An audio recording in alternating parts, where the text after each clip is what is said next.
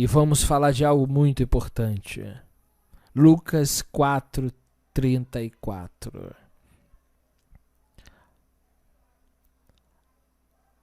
Aha malano valar Yeshua hanetzerich kivata liha avidenu yeda itiha mi ata kedoshi ha-Elohim.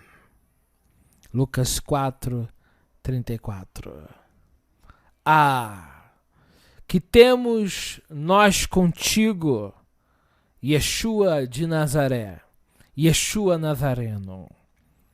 Viestes para perder-nos, bem sei que és o Santo de Elohim. É o tema de hoje. Eu vou ler o contexto e vamos adentrar a mensagem do Senhor. Que o Eterno fale contigo e comigo e com todos nós. E desceu a Cafarnaum, cidade da Galileia, e ensinava no Shabat. E muitos se maravilhavam da sua doutrina, porque a sua palavra era com autoridade. Achava-se na sinagoga um homem possesso de um espírito de demônio imundo, e bradou em alta voz: que temos nós contigo, Yeshua Nazareno? Vieste para perder-nos? Bem sei que és o Santo de Deus. Mas Yeshua o repreendeu, dizendo: cala-te, sai deste homem. O demônio, depois de ter lançado por terra no meio de todos, saiu dele sem lhe fazer mal. Todos ficaram grandemente admirados e comentavam entre si, dizendo: que palavra é essa? Pois com autoridade e poder ordena os espíritos imundos e eles saem.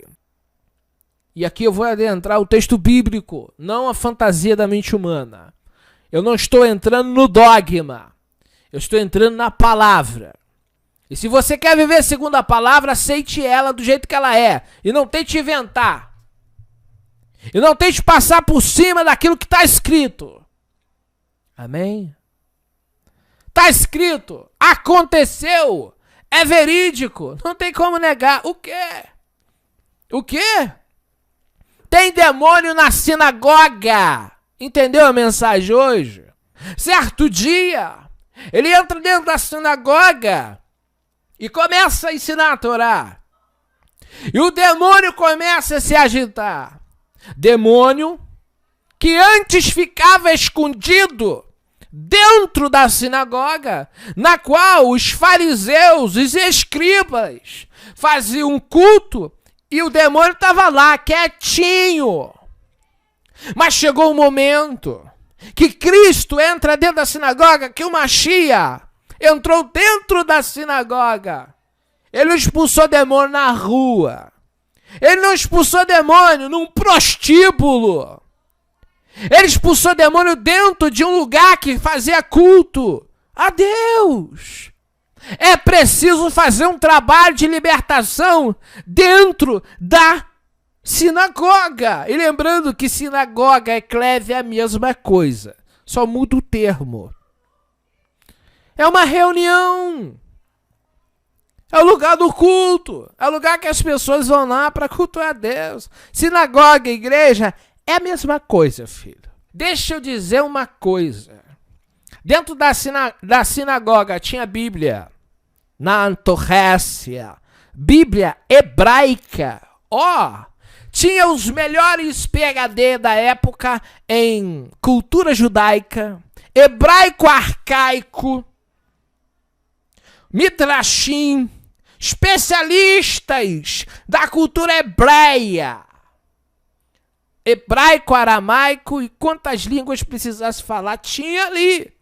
Tinha professor, tinha oração, tinha leitura da Torá, mas não tinha autoridade sobre os demônios. Não adianta ler Bíblia, não adianta decorar a Bíblia, se o diabo não vê em você a autoridade de Deus? Amados, isso é muito mais, essa passagem aqui nos traz lições muito importantes para a nossa vida. Primeiro, um homem sem o Espírito de Deus, ele não é nada.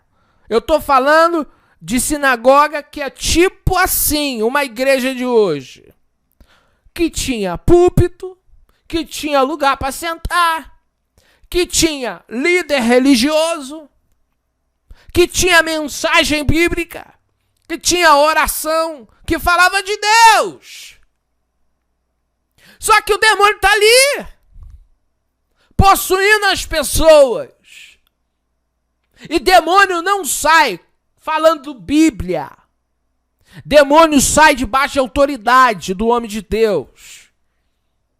Então, aqui é um problema muito sério. Quem que está habitando nesse negócio? Quem que está habitando esse corpo? É Deus ou é o diabo? O ungido de Deus? Ou quem habita em mim é o diabo? Essa é uma realidade que poucas pessoas querem aderir. Mas é um fato. Não adianta ter Bíblia. Não adianta frequentar a sinagoga. Não adianta ir nos cultos. Não adianta ser membro. Não adianta ser judeu e ser uma habitação de demônios. Sabe, hoje as pessoas estão avaliando o culto pelo quê? Pela estrutura. Sabe o que eu quero dizer? Vocês servem ao capeta. Vocês são templos do diabo. Yeshua falou com os fariseus. Irmãos, fariseus era a liderança espiritual, a liderança religiosa dos Yehudim.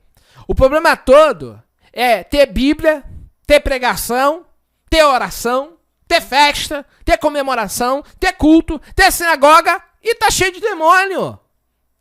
O que adianta ter sinagoga, ter Bíblia? O povo endemoniado. Ah, não vamos tocar nisso? Vamos tocar nisso. Vamos sim. Por que não? Quer tampar o sol com a peneira? Você acha que Deus está em tudo que é lugar? Engano seu. A Bíblia diz que Deus é santo, sede santo. Por isso que Deus não está em qualquer lugar. Não. Não está. Imagine. Yeshua entrando em certas igrejas, olha, expulsando demônio até do pastor. Interessante isso aí, né? Ah, não vamos tocar nisso não. Não vamos tocar por quê? Tá com medo de quê? Ser desmascarado a fé que não é? É uma realidade.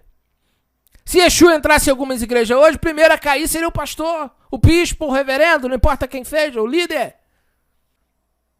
Agora, a problemática toda da questão é a liderança totalmente sem autoridade nenhuma. Autoridade você não adquire comprando um curso de teologia, meu filho. Você pode ter curso de teologia, ver um diabo correr, ver uma pessoa endemoniada sair correndo, porque tem um monte de crente frouxo por aí. Tem medo de capeta, tem medo de tudo. E aqui está a questão. Yeshua tinha autoridade. Deus era com ele. A Bíblia vai dizer em vários pontos, Deus é com ele. O Espírito de Deus é com ele. Então sua busca não é necessariamente pela teologia. O camarada pode ter teologia e Deus não habitar dentro dele. Porque não adianta ter um curso, não adianta ser de uma família sacerdotal e não viver a fé genuína. Você é aquilo que você tem praticado, vivido. Aquilo que você realmente, o céu vê, reconhece. E outra coisa, o céu vê, mas o diabo também vê. Ou você acha que Deus está vendo o que você está fazendo, e você acha que o diabo, ainda que não seja onisciente, ele vê com o olho. A problemática toda é quando as pessoas acham que já conseguiram, que já superaram, que já venceram e, na verdade, precisam da transformação. Porque eu estou falando de uma sinagoga. Yeshua está pregando para fariseu. Yeshua está disciplinando, exortando líderes religiosos. Não existia o cristianismo nessa época. Por isso eu estou falando tanto dos fariseus. Mas é um texto que eu posso utilizar para falar de qualquer liderança que diz ser espiritual. Se os fariseus, que eram um povo de Deus, precisavam de libertação, o que dirá de um povo que largou a Torá? O que dirá de uma religião que se apostatou da fé? Que tudo que Deus mandou fazer, hoje desfazem.